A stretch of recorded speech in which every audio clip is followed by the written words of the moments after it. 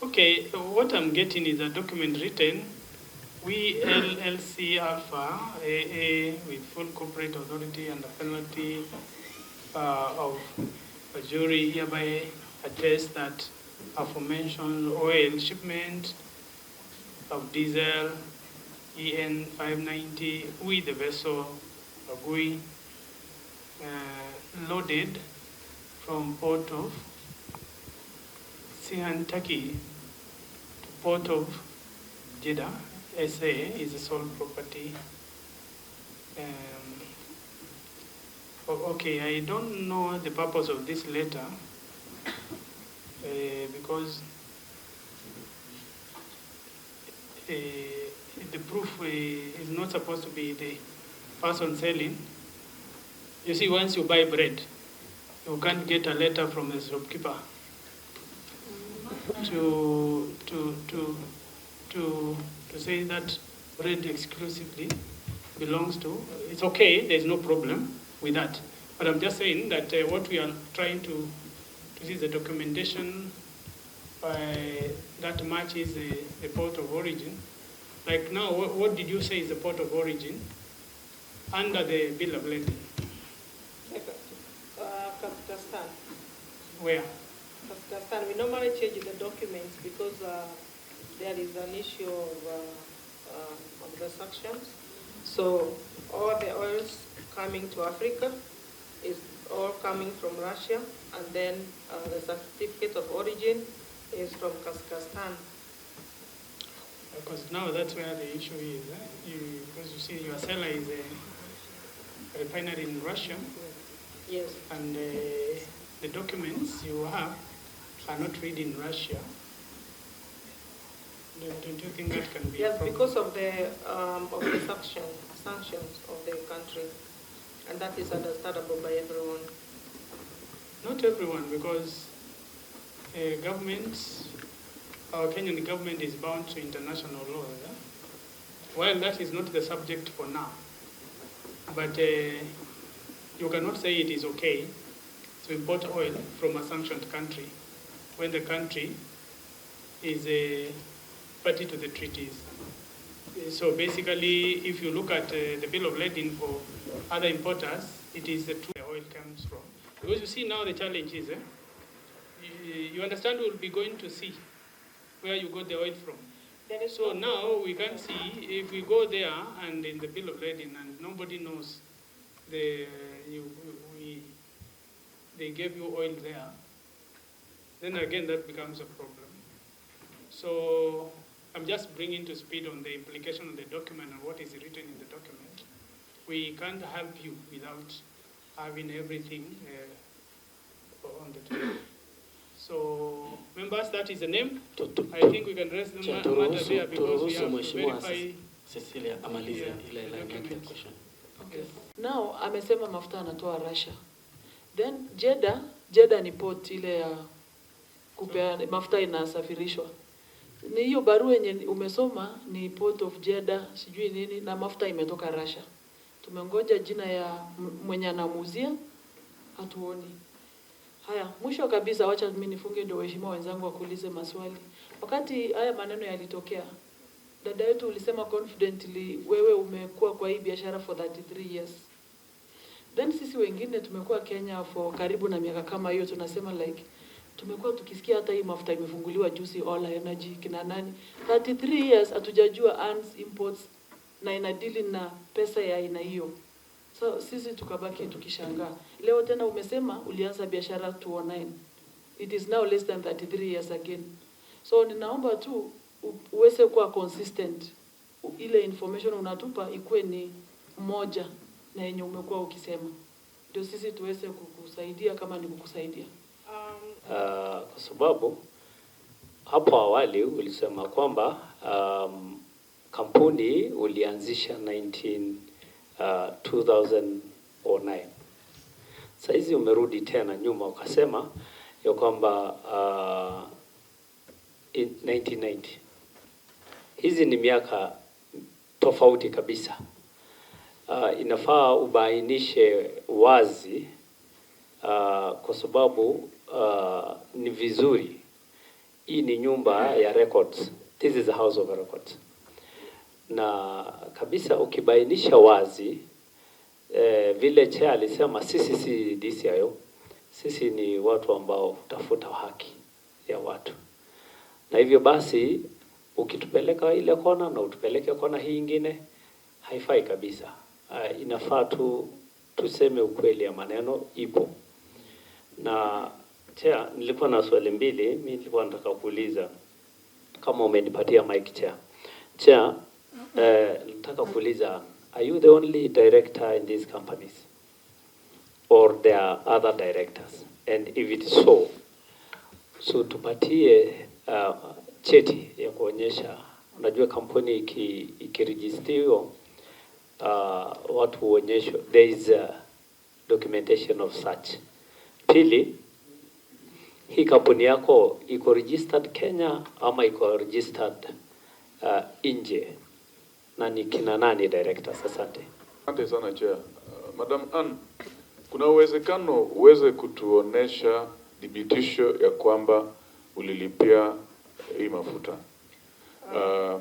Labda kutoka hapa ama kutoka, kama ulilipia kutoka Dubai, kampuni yako Dubai, ama ulilipia kutoka Kenya, ni benki gani ilikupatia letter of credit, ama ni benki gani iliweza kutransfer bilioni 17 tu yule mnunuzi? Na ukitupatia details za benki, ujue ya kwamba tunataka kwenda huko sisi wenyewe kudhibitisha ya kwamba hiyo pesa ilitoka kwao ama hiyo letter of credit iliweza kutoka huko. Asante. Lakini it's not for public kwa sababu ya vile kazi ya mafuta inafanyika. Unajua hapa ni kama kotini kwa sasa, na ndio vizuri ukienda kotini, ni vizuri unaenda na dhibitisho. So hawezi ukaenda huko useme ya kwamba siwezi nikapeana hiyo kwa public. Ukipeana hapa parliament, that is not public. Hii ni sasa koti. Niko na dhibitisho lakini haiwezi kuwa circulated kwa watu. It's private and confidential. Na inaweza peanwa kwa chairman wetu. Anaweza kuiona yeye mwenyewe. Let me order. Wajua, this is a matter of national interest. Na kwa hivyo hizo the document zote zina umuhimu. Hata wale wengine ambao wanasema mafuta ni yao wameleta mpaka hata kuonyesha ile pesa vile the letter of credit, exact detail, na vile unaweza confirm kwa bank. So kwa hivyo, na pia hata hiyo swali tayari wewe umeijibu, kwa sababu kwa barua yako ambayo umeandika umesema ulilipwa kupitia kwa bank ambayo hata jina yake umeipatiana. Labda chenye au kutuelezea ni kama hiyo payment clearly was it through credit or as a letter of credit ama ulilipia cash money? Huwa ninalipa na MT103 direct wire. It was a direct wire. Kwa hivyo ulilipa tu cash money yote? From one bank to the other bank, yes. And I have the Swift copies. Yes, we will, hiyo tutaiangalia yote, haina shida. So hizo copies zote we will need them. Wewe umesema wewe ndio director tu katika Njeri, import and export. Lakini katika document ambayo tuko naye ya registration inaonyeshana katika ownership kuna Njeri na kuna Jitendra Swali and kuna Millennium, all listed under directorship. Millennium Green Homes Limited. Kwa hivyo 3 shareholders. Mbona hao wengine ukawatupilia mbali? Through the chair, maybe I can clarify that. Yes. From the CR12, Jitendra is a company secretary. Jitendra is a company secretary, he's not a director. Okay. So Njeri is a director, and the other company is also a shareholder. Okay. Millennium, but she's a sole director. Na bila nimeona hii kampuni sawa tu. Na vile hii kampuni nimeona imerejistiwa hapa Kenya na mmesema mmekuwa mna operate Dubai peke yake, kwa nini? Kwa sababu ukiwa Dubai, you are allowed to do business with other companies. You have other companies nje ya nchi. Mimi nauliza kampuni hii yako hii ambayo nikiangalia Companies Act 2015 umelist sijui kama kuna date of kama kuna date of registration, yeah, which is 2009. Mimi nauliza, umesema kuna biashara umefanya hapa Kenya, na hiyo kampuni wewe umeifungua hapa Kenya, then ukakatalia kufanya biashara hapa Kenya, ukaama nayo tena Dubai, hapo ndo umefanya biashara nayo. Kuna sababu yoyote ama ni Hakuna sababu kule Dubai umeoperate na hii Njeri, ama ni kampuni nyingine imefunguliwa kule? Niko na kampuni nyingine pale ambayo ni jina tofauti, na kuna jina Hans Trading. So hii ya hata Dubai hajafanya kazi, kule Dubai unafanya na hiyo nyingine? This is the African company. Na unauliza kule Dubai umesema uko na kampuni nyingine ndio inafanya hiyo biashara ya hiyo miaka ulikuwa unasema, ama ni hii yenye umetengeneza huko Kenya? Hii nimetengeneza Kenya ndio inafanya hii, na ile nyingine pia inafanya vile. Okay. Ndio. Sawa tu. Trading abroad. Chair. On hiyo issue ya shares, CR12 yako inaonyeshana ya kwamba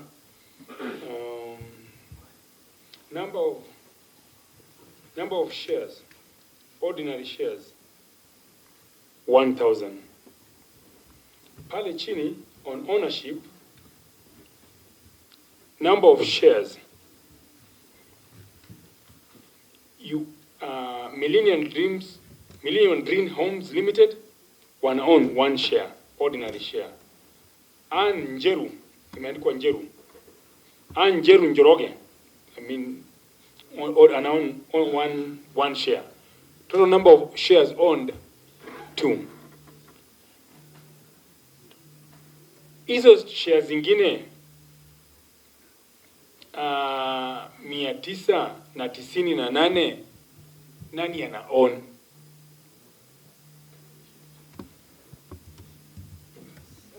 Inaturudisha kwa ile swali ya kwanza kwamba wewe ndio director, lakini hapa pia umelist Millennium Homes as a director, kwamba ni sawa yule Jitendo swali ni secretary, but kuna huyu Millennium Homes who is also a director ambaye mko 50-50 katika shareholding, because regardless of the number of the shares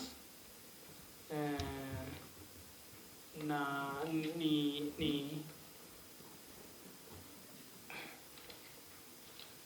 kwanza uko sure hii document ni authentic? Kwa sababu maybe hiyo wakili utanidi kuangalia, kwa sababu I've been drawn to the attention of that issue of the share number by Mheshimiwa Mawade. I was trying to really locate the number of shares, and now those become two questions. Kuna share mbili tu ambazo zimeonekana na Mheshimiwa Mawade ambazo zimeandikwa hapa kwa Njeri na kwa Millennium, lakini number of shares mmeandika kama 1000, kumaanisha kuna share 998 ambazo hazina mwenyewe, na pia kumaanisha even kwa zile ziko, hii kampuni si Njeri peke yake, wako na Millennium ambao wana share 50-50. Huyu Millennium tunaweza mpata? Yes, inaweza patikana, lakini kwa wakati huu amejitoa kitambo. Chair. Patieni muda tu kidogo. Yeah, but I think, Chair, we are being taken around by Njeri. No. Okay. Let her just answer the question. She says the director is not there, But you remember, this is a company registered in Kenya. So we don't have to worry because we will summon the registrar to give us the correct position. So let us not deliver on it. Only that maybe ungetaka hiyo swali ya Mawade ieleze vizuri kama kuna wengine ambao hawajaonekana, kwa sababu katika shareholding ile document ambayo inatoka kwa registrar haiwezekani wakakupatia hii document kama iko na shares hazijulikani mwenyewe. Inakuanga tu specific, kama ni 100 shares ziko shared, ile memorandum of and articles of association huwa zimeaposhoniwa vizuri, na wawezi register kampuni kama umelist shares na hazina mwenyewe, lazima balance. Kama ni 100 lazima tujue hizo 100 huwa the owners. So kama uko na further information, labda unataka kuconsult, kunanga shida, unasema hiyo sina saa hizi, nitaweza kujaribu kutafuta baadaye, kwa sababu hapa this document is not adding up. Through the chair, I'd like to respond to that question by Mheshimiwa Mawade. Prior to Companies Act of 2015, you could allot shares and leave a number of shares unallotted. That's why the company is incorporated in 2009. So 2 shares were allotted to the 2 shareholders, but the 998 have not been allotted. But after 2015, the Companies Act requires that you issue all the shares 100%. That's why you see the difference here. Sawa, tutapata ile yenye saa hizi. Hii sijui when this was printed on 4th August 2023. Na hiyo printing, I would imagine hiyo update unasema at least the registrar angekuwa amefanya hiyo update, so that now it is a requirement already kwamba zionekane mwenyewe, kwa sababu hii document haijaprintiwa 2009. Hii document ni ya 4th of August 2023. Now the registrar has been trying to do the backward compliance. Those companies now currently with the current requirements, so that those who have, even including beneficial owners, so that nowadays company cannot operate even without beneficial owners. But no problem, we will try to get more information from the registrar. Let us make progress. Mheshimiwa Mawade.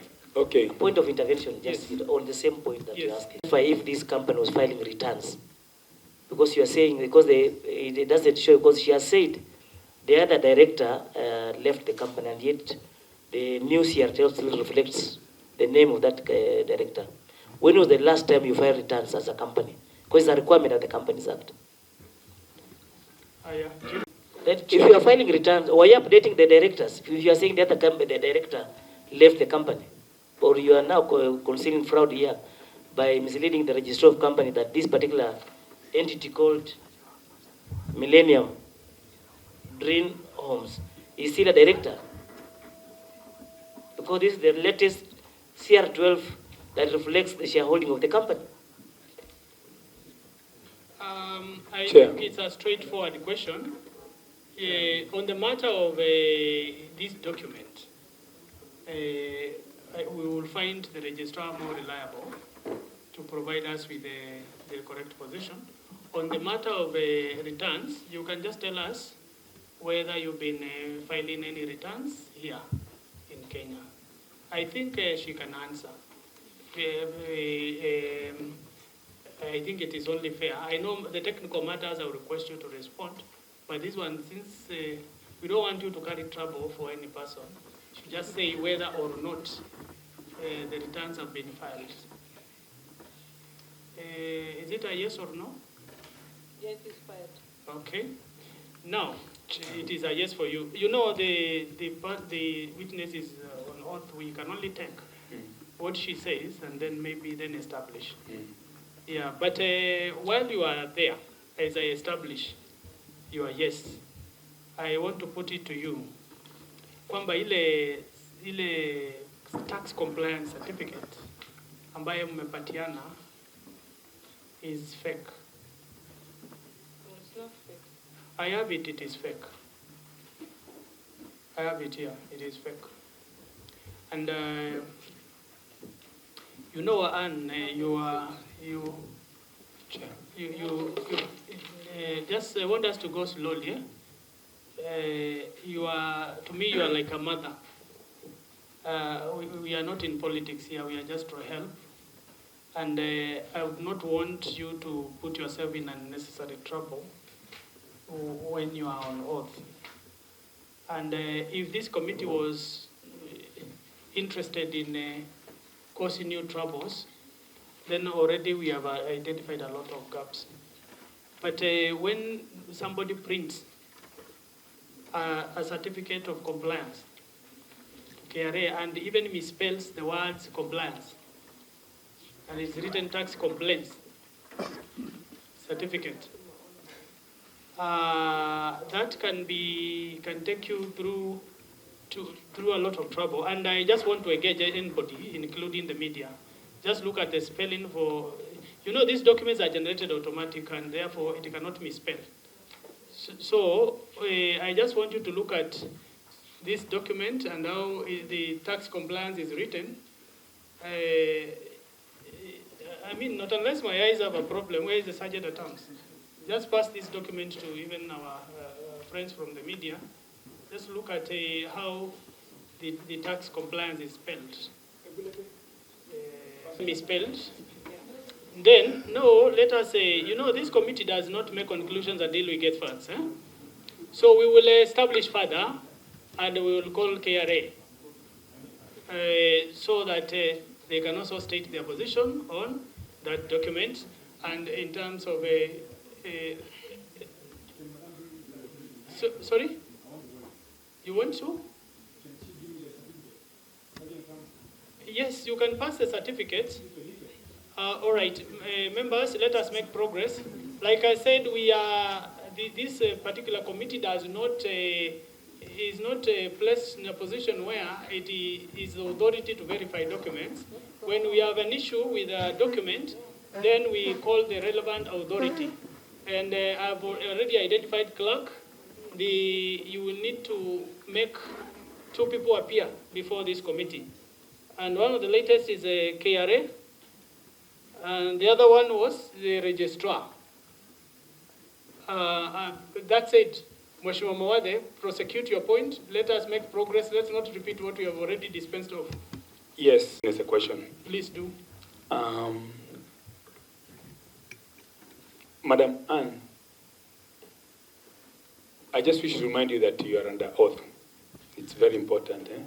And I saw somebody say here that we are acting like. No, we are not acting like. We are a court once we move to this stage. Is this your certificate of compliance? The one you just gave to the chairman. You handed it to the chair, to your lawyer, and he gave it to the chairman. This is your certificate of compliance. Is that correct? Ilikuwa imelipiwa through e-citizen, so it is not my mistake of kuandika hiyo mistake iko hapo. Okay, I'm not asking about the spelling. Yeah. The answer is question. Is this your certificate of compliance? Yes. Thank you.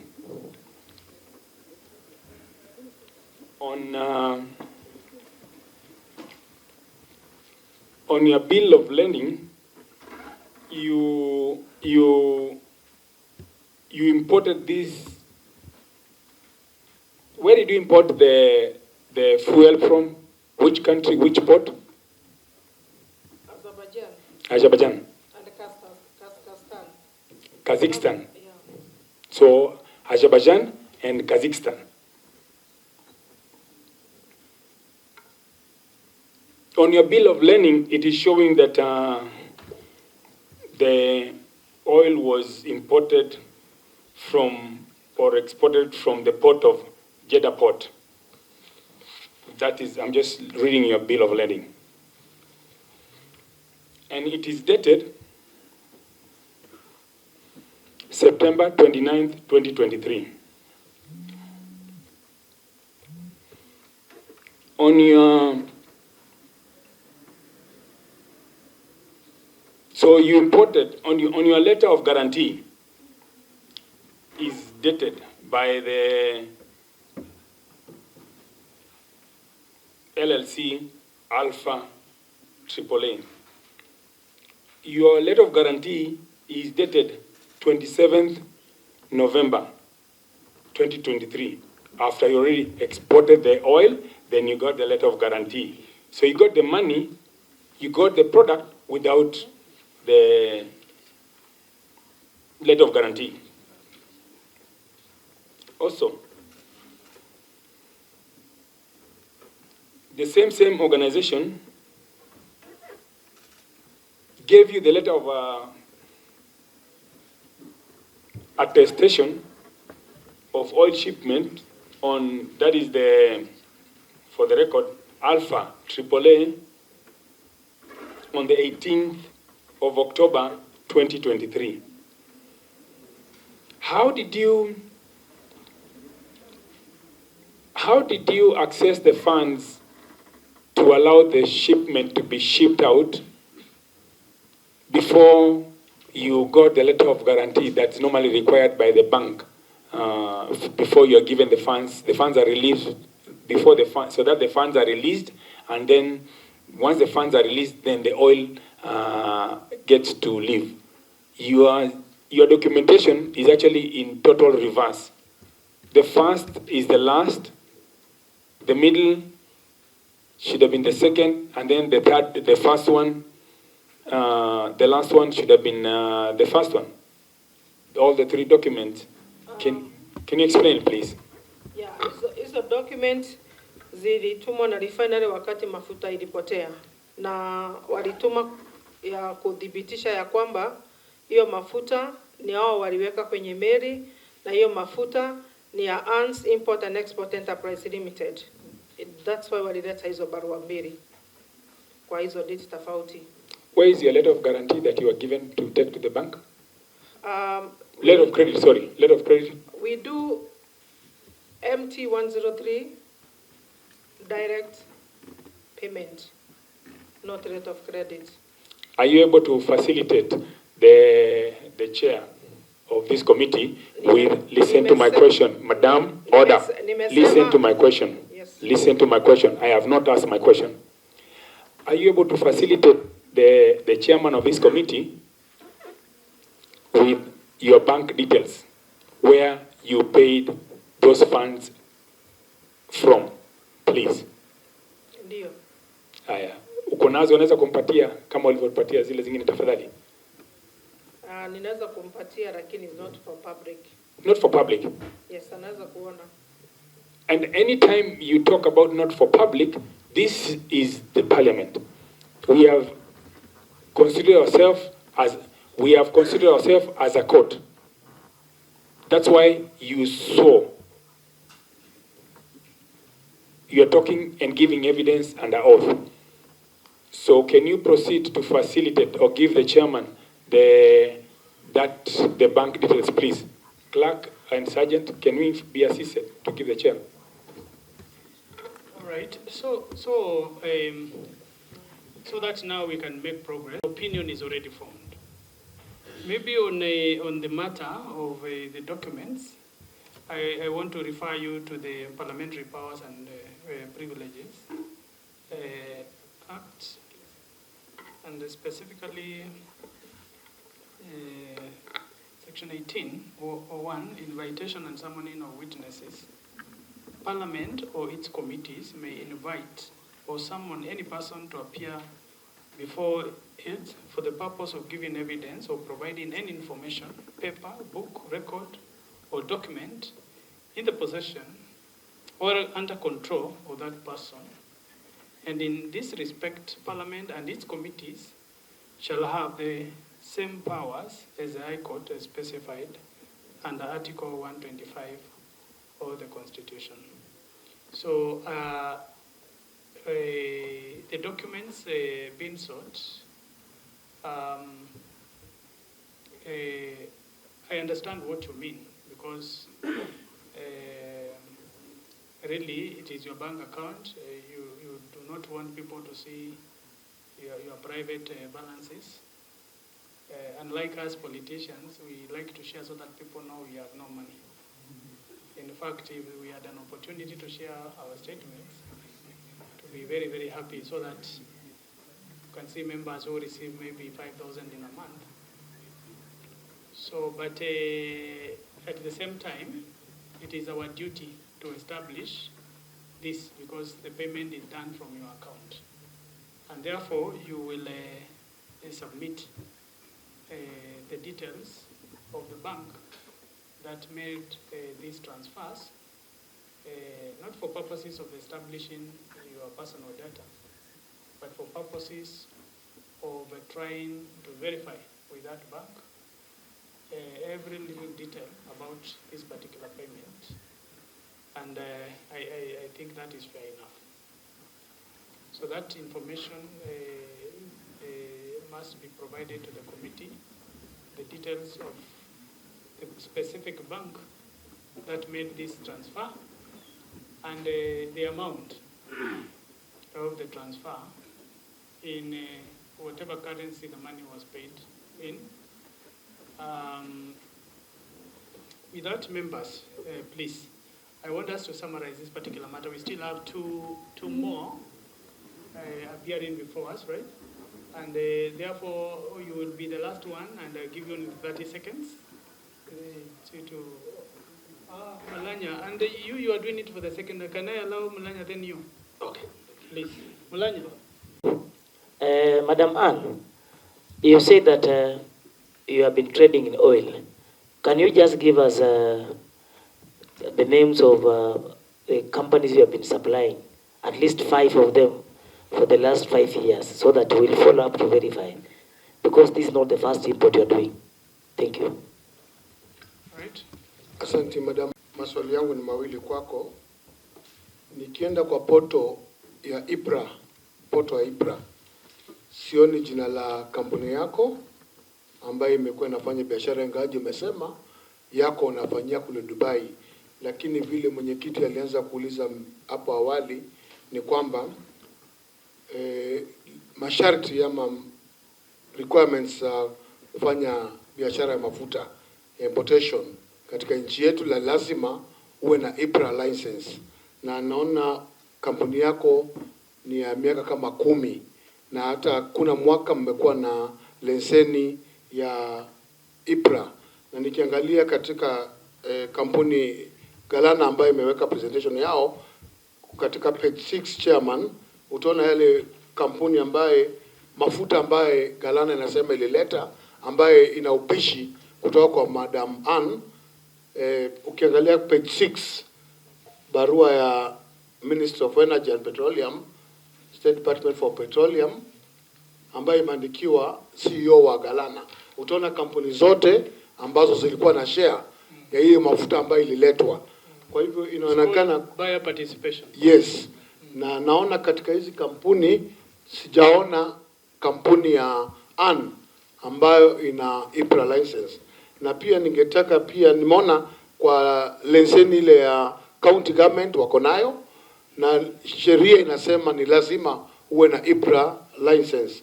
So tungetaka pia kujua hiyo IPRA license ambaye nilimsikia kwa TV akisema ameapply katikati ya mwaka ama mwaka kenda kuisha.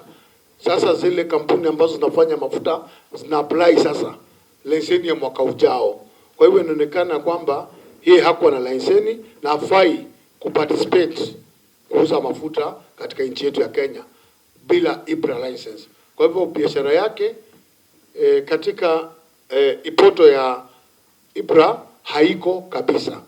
So ningetaka tu ajue hivyo. Aya. So please, the last one, please. It's just a comment to the team of Njeri, because I can see there is an advocate in this team. I'm of the feeling that this committee was not accorded by this team the respect it deserves. And the reason why I'm saying this is why they decided to supply or to furnish this committee with the faint copies. Was it deliberate, or from where did you generate these copies? Thank you. All right. On the IPRA license, I request you, Mheshimiwa, we skip that because she has already said she has never dealt with any importation of the product in the country. So basically, so that explains. But maybe you can respond to this question of, was it deliberate? Because all your documents cannot be read. They are in a font which is very specific to frustrate us. Point of order, Chair. Why is it that these documents are so faint? Okay. Who was printing? I don't know if I can respond. I think copies, but they didn't know that black and white would come out faint. But I do commit that I shall provide colored copies, a set of 15 for each member. So it was a problem with the printer? Yeah, the photocopier. Okay. As we release you, I just want to know where your office is located in Dubai, and how many staff do you have? I mean, God is so. The people working for you are how many? There are supposed to be 25 people. Supposed, but how? Yeah, I was getting some stuff from here in other countries because we cannot employ one tribe. You have to mix different countries.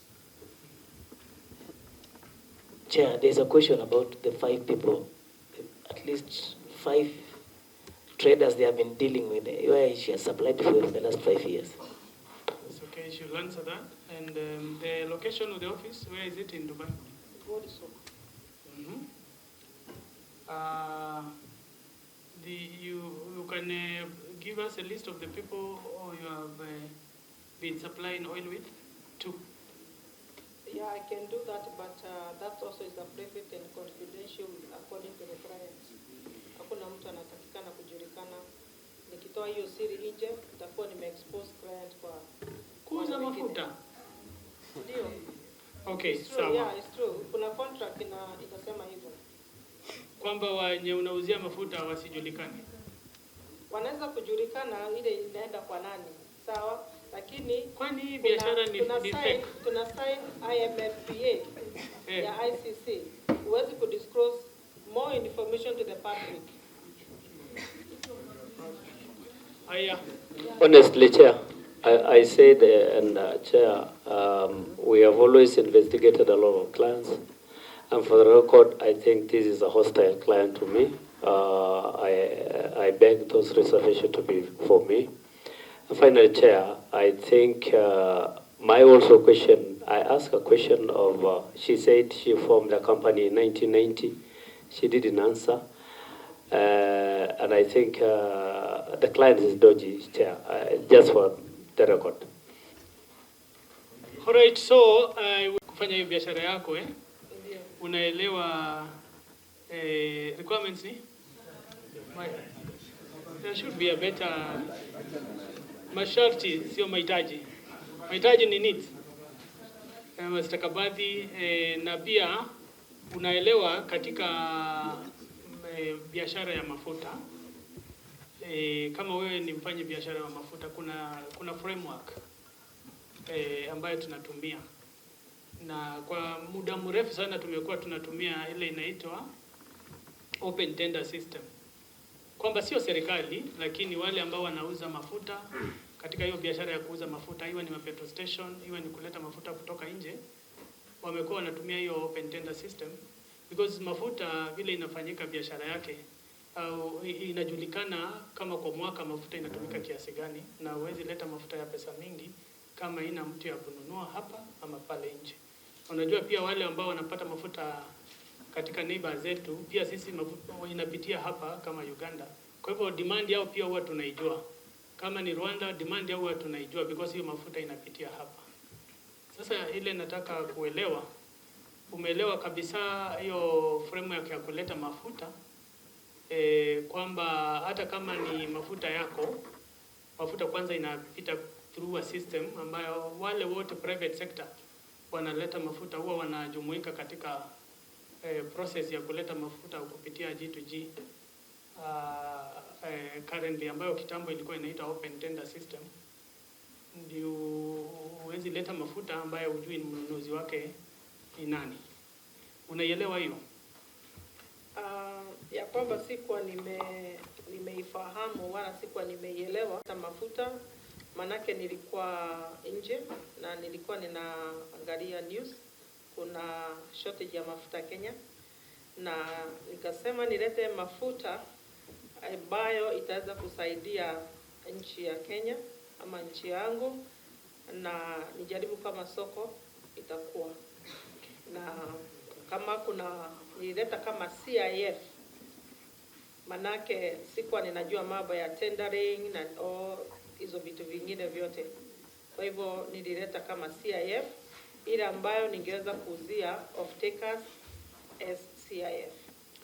Na sasa kama umekuwa kwa 14 years kwa hii biashara, ndio, na kulingana na statement yako ambayo nimesikia ni kwamba ulisema ulikatazwa license na uliomba license ukiwa mafuta iko pale Mombasa.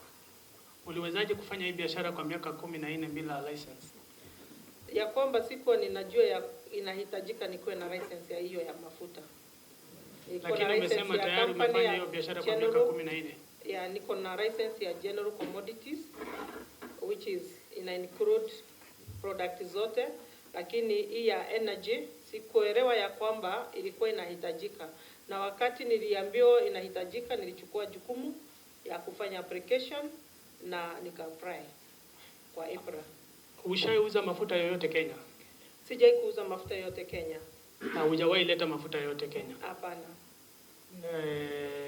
Kwa hivyo hujawahi hata kuwa na license ya EPRA? Hapana. Na hii miaka 14 ulikuwa unauza mafuta wapi? Nilikuwa nauzia mafuta Dubai, watu wakitoka nchi ya East Africa ama West Africa ama South Africa. Kwa hivyo ninauzia hizo nchi zote nikiwa Dubai. So wakinunua mafuta kama wanaileta Kenya ama inaenda nchi nyingine sifuatirii.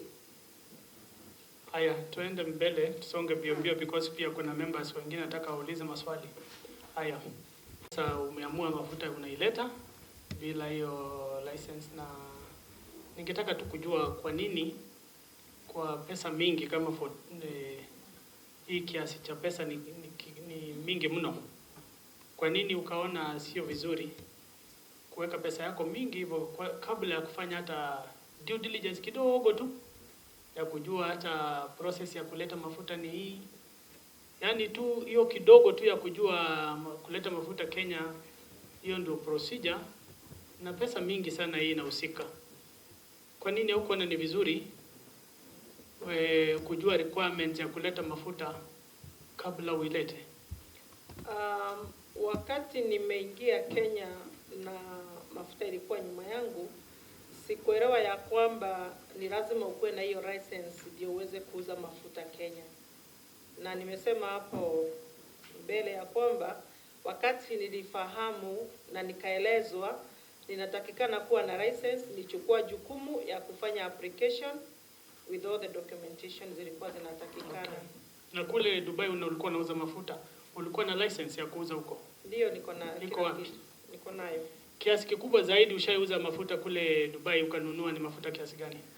Mafuta huwa ninauza, meli zangu zote huwa zinabeba 100,000 metric ton, not less than that. Ninauza mafuta ya aina mbalimbali, si product moja. Hii mafuta ulilipia, umesema ulilipia kupitia H something bank eh? HSBC. Wapi hiyo letter of credit yake? Na uelewe vizuri kwamba mimi mwenyewe na wengine wa kamati kwenda mpaka kule kwa hiyo bank, kwa sababu kwa hii mafuta pia tumepewa bank ambayo imelipa na tumeconfirm authenticity ya document ya kulipia pia hiyo mafuta hiyo katika hiyo MT Agui kupitia kwa another bank KCB, kupitia kwa mnunuzi mwingine. Labda huenda nyinyi mnang'ang'ania mafuta tofauti, huenda meli yako bado iko in the sea, because lazima tujaribu kuelewa where the problem is kwa sababu hii pesa ni mingi, na kama haijalipwa in cash imelipwa kwa bank, and I'm happy umeandika bank. Kwa hivyo hiyo bank ambaye ilifanya hii transfer, it is now a government issue, and the commitment by this committee, even if we go North Pole, we will go and establish that payment. So that is why we have to be extremely careful with our submissions, because if we were talking about a small figure, and remember, it cuts both sides. Then if somebody takes your product, obviously it's going to finish you. If somebody else, you're taking their product, it's also a problem. And like I said, we are a committee of equal chance. So we will take your word for it and the documents, then we will verify the authenticity of the documents, because we do not have the capacity to verify now, but we will verify the documents. So the other thing ambayo ningetaka kukuuliza labda nikikaribia kumalizia ni the bill of lading yako ambayo nimeangalia haisomeki na iko na key details ambayo inapaswa kuwa kwa bill of lading ambayo haiko. Ni inawezekana kutupatia original bill of lading, because hii ambayo umesubmit ambayo maybe labda members you can have a look at this, you can't tell what it is, so that even zile document ambazo tunapata hapa ziwe ni documents labda ambazo zina we can be able to know whether they are original. Nita provide colored copies, niko nayo. Have a set of colored copies. Okay. Yeah. So na wewe ushai, kwa hivyo katika hizi sheria hata hii mambo ya nomination, nani analeta mafuta kupitia kwa the G2G, au hujaparticipate katika hizo vitu? Hapana. Na hata hujawahi zisikia? Sijawahi kusikia. Okay. Chair.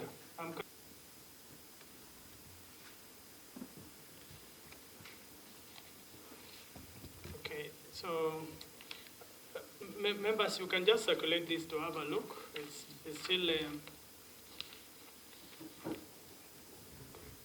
It's still not in the format of the bill of lading, but you can have a look at it.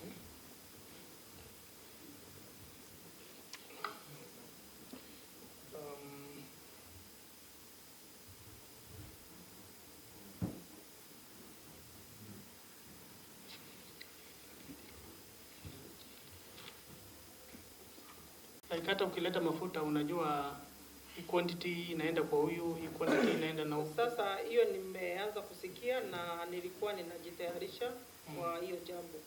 Okay. Kama nitapewa hiyo nafasi. Yeah. So members, nitawa request I think let us not be hostile to the witness. Mama wetu Njeri, sisi pia sio wafanyabiashara wa mafuta, lakini kwa kukaa kwa hii komiti kuna vile tumeangalia makaratasi ya wale wanafanya hiyo biashara. So tumejua kuna stakabadhi fulani yenye ni lazima ukue nayo ukiwa mfanyabiashara wa mafuta. So kwa hii documents zako kuna vitu sisi hatuoni. Maybe kama uko nazo hapo utatuambia. Hiyo mafuta yenye umesema imepotea, ulikuwa unatakana utupe certificate of quantity, kuna kitu inaitwa certificate of origin, na hizo vitu yote yenye inaonyesha details ya hiyo mafuta yako yenye iko kwa hiyo meli. Lakini sasa kulingana na vile tumeona documents zako, sisi hatuzioni hizo details. Hizo documents zote ziko hapa hivi. Kuna bill of lading, certificate of origin, cargo manifest, certificate of entrustment, kuna ATB, authority to board, na kuna Q88, na kuna STS, ya 7 documents. Alafu mafuta yako uliuziwa na? Kwenye hizo documents niko na barua mbili ya kudhibitisha ya kwamba hiyo mafuta earns import and export from the refinery, ile inajaza mafuta kwa meli ambayo niko na allocation nayo, na imetuma hiyo barua mpaka hapa, na iko kwenye hizo document zote. Kuna barua mbili. Yaani sela mwenye amekuuzia hiyo mafuta huko ndio nani? Ninanunua mafuta yangu katika nchi ya Russia. Russia. Kutoka kwa nani? Kuna allocation from the refinery. Through the chair, sorry. Kutoka kwa nani? From the refinery. Inayoitwa nani? Iko kwenye document zote. Lakini unafaa kuwa unajua hiyo refinery yenyewe jina lake nani? Kwa documents tunataka kuona hiyo jina ya mwenye kukuuzia hiyo mafuta.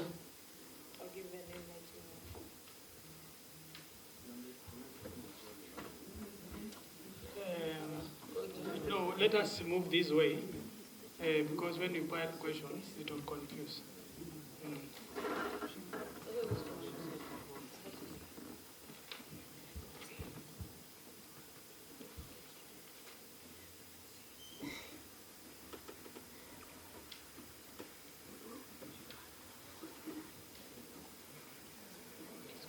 Bado sijamaliza swali ya mwisho. Ngoja tupatie.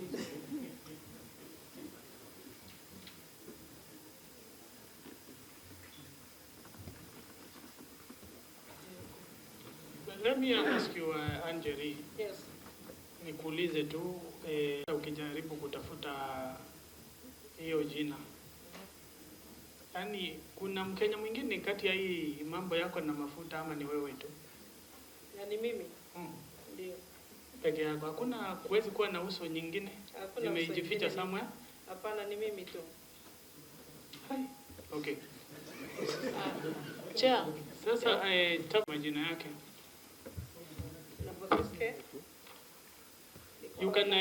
You can get the document we see. You read it and then you pass the document. You can read on behalf if you want. It is on the document I've passed to you with the color. Chair and members,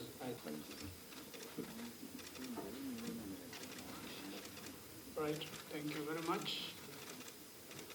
Thank you very much.